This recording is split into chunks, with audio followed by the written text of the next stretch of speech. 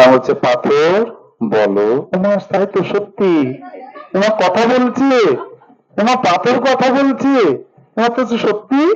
পাথর তুমি নাকি যা চাই তাও দাও, দিই তো, চেয়ে দেখ না। বলো মা তাই তো। তখন তার স্ত্রী বলছে, আচ্ছা আমাকে একতলা বাড়ি দাও না, এই তাল পাতা কুঠিরে জল পড়ে, একতলা বাড়ি দাও না। দিয়েছে একতলা বাড়ি, পাড়ার লোকের সবার হচ্ছে দোতলা বাড়ি। তোমার সিঙ্গেল হবে, পাড়ার লোকের ডবল হবে, আগেই বলেছে। ওদিকে যে দোতলা হচ্ছে এর তো ধ্যান নাই, এ তো তাল পাতার থেকে একতলা হয়ে গেছে আনন্দে আত্মহারা। আচ্ছা আচ্ছা, আর আমার এই হাতে এক গাছে চুড়ি, এক গাছে সোনার চুড়ি দাও না। তো দিয়েছে দুই হাতে দুটো, পাড়ার বউদের সবার এ হাতে দুটো এ হাতে দুটো হয়ে গেছে। হরিবল ডবল। তা হচ্ছে আচ্ছা আমার একটা এক গাছে সীতাহার দাও না। দিয়েছে সীতাহার, পাড়ার সবার ডবল ডবল সীতাহার হয়েছে। আর এইবার বলছে খুব আনন্দ, আনন্দ আত্মহারা।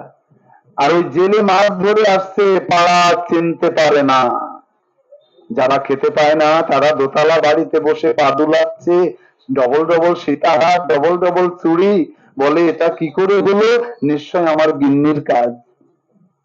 আমার গিন্নি মনে চেয়েছে, ও তো বলেছে আমার হবে সিঙ্গেল, পাড়ার হবে ডবল, তাহলে সিঙ্গেল যে বাড়ি সে বাড়ি আমার। যে সিঙ্গেল বাড়িতে এসেছে গিন্নি পান খাচ্ছে, দেখো না কি বলে, চেয়েছি আর হয়েছে, বলে দেখাচ্ছি দেখাচ্ছি, আমি কষ্ট করে এনেছি আর তুমি সবার বড় লোক বানিয়ে দিয়েছো। হ্যাঁ, তা আমার কি লাভ? পাথরের কাছে গিয়েছে, পাথর আমি যা চাইবো তুমি তাই দেবে। বলে হ্যাঁ দেবো। বলে আমার বাড়ির সামনে 100 হাত ডিপ করে গর্ত করে দাও। দিয়েছে 100 হাত ডিপ, সবার হয়েছে 200 হাত ডিপ। বলে আরেকটা জিনিস চাইবো, কি? বলে আমার 1 চোখ কানা করে দাও।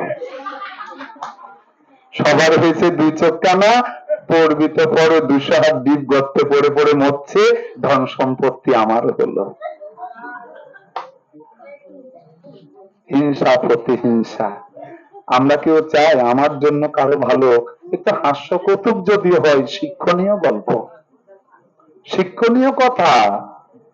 আমি চাইবো না আমার পরে কারো ভালো হোক। পরোপকারী কে ছিল? পরোপকারী ছিল রাজা হরিশ্চন্দ্র। শূকর চড়িয়েছে, পরের উপকারে